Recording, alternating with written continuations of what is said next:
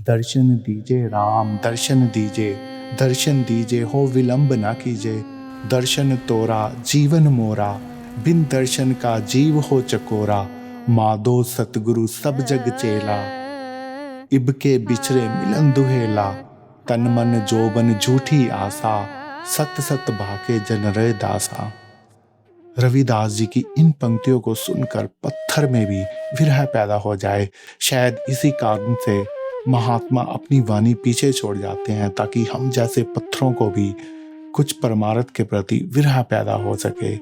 दोस्तों, आध्यात्मिकता की खोज के इस सप्ताह के एपिसोड में आपका स्वागत है, जहां हम इतिहास के प्रभावशाली आध्यात्मिक शख्सियतों के जीवन और शिक्षाओं का परिचय आपसे करवाते हैं।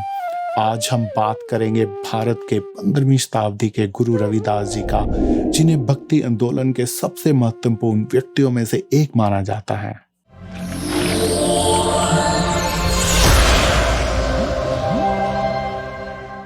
गुरु रविदास जी भक्ति आंदोलन के सबसे महान संतों में से एक हैं। रविदास जी हर भारतीय के हृदय में प्रभु प्रेम के पर्यायवाची हैं। रविदास जी का जन्म वाराणसी में हुआ था और वे पेशे से मोची थे।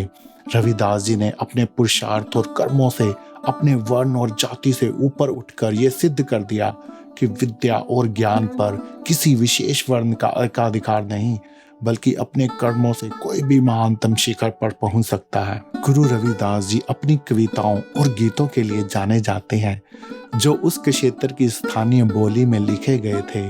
उनकी कविताओं की विशेषता इनकी सरलता, गहराई और ईश्वर के प्रति अनंत प्रेम है। इन्होंने मुख्य रूप से शब्द गान के रूप में लिखा, जो भक्ति गीत हैं, जो भगवान के प्रति प्रेम और भक्ति को व्यक्त करते हैं।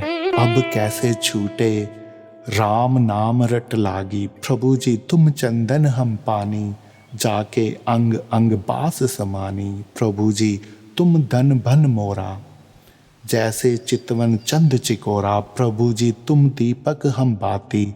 जाकी ज्योति बरे दिन राती, प्रभु जी तुम मोती हम धागा।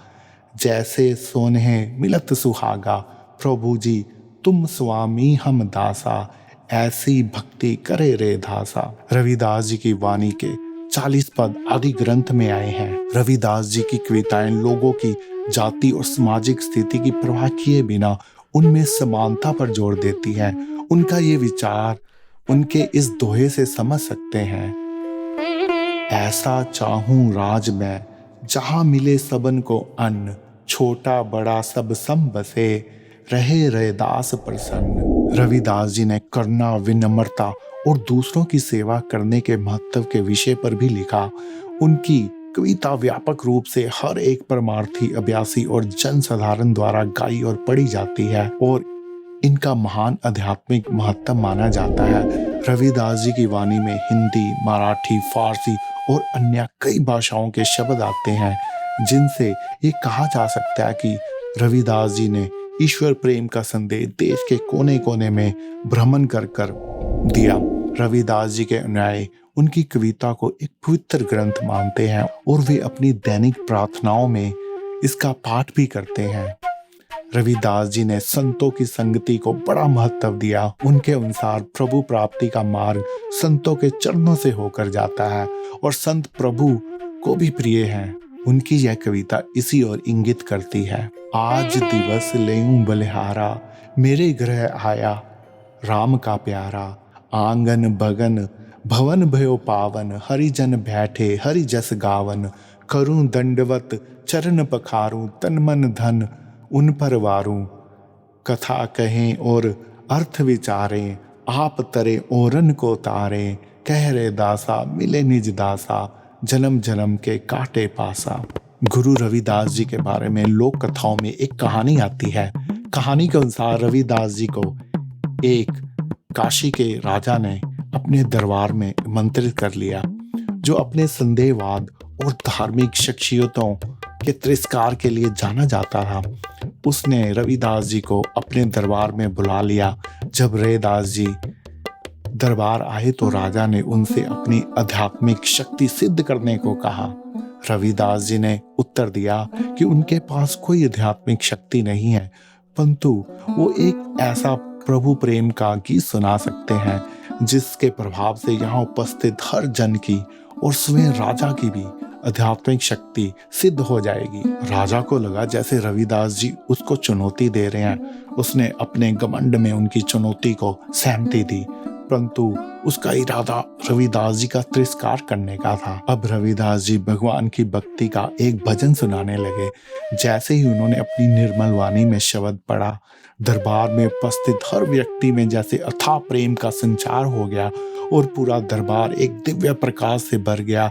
राजा और उसके दरबारी शांति और श्रद्धा की भावना से भर गए। राजा इस अनुभव से दीनहीन होकर रविदास जी के चरणों में गिर गया और उसने रविदास जी से क्षमा मांगी। रविदास जी ने राजा को क्षमा कर दिया। उन्होंने भगवान की भक्ति का सही अर्थ राजा को सिखाया। यह कहानी रविदास जी की विनम्रता और ईश्वर के प्रति उनकी भक्ति की शक्ति को दर्शाता है। इस कहानी से उनकी ऊंची शख्सियत का पता लगता है, जो कि विपरीत परिस्थितियों को भी अपने अनुकूल कर ले। इस लीला से उन्होंने ये साबित कर दिया कि एक कपटी और प्रभु पर संदेह करने वाले व्यक्ति को भी अध्यात्म की भावना से ओतप्रोत किया जा सकता है। यह कहानी ये भी बताती है कि कैसे वह जाति व्यवस्था और समाज के पूर्वग्रहों को पार करने में सक्षम थे और वो अपनी आध्यात्मिकता की शक्ति के माध्यम से जीवन के सभी क्षेत्र के लोगों से जुड़ने में संपूर्ण रूप से सक्षम थे। गुरु रविदास जी 19वीं शताब्दी के शुरू में इस भूलोक को छोड़कर निज धाम के लिए प्रस्थान कर गए। उनकी मृत्यु की सही तारीख ज्ञात नहीं है, लेकिन ये माना जाता है कि उनकी आयु 129 से 150 वर्ष के बीच में थी। लोक कथाओं के अनुसार रविदास जी ने वाराणसी में गंगा नदी के तट पर साधना करते हुए अपनी देह त्यागी। उनका अंतिम संस्कार वाराणसी शहर में किया गया और उनकी समाधि अभी भी उनके अनुयायियों के लिए एक तीर्थ स्थान है। रविदास जी के जाने के इतने वर्षों के बाद भी उनकी शिक्षाएं, उनकी कविताओं के माध्यम से हमारे बीच जीवित हैं। रविदास जी के चरणों में मेरा शत शत नमन।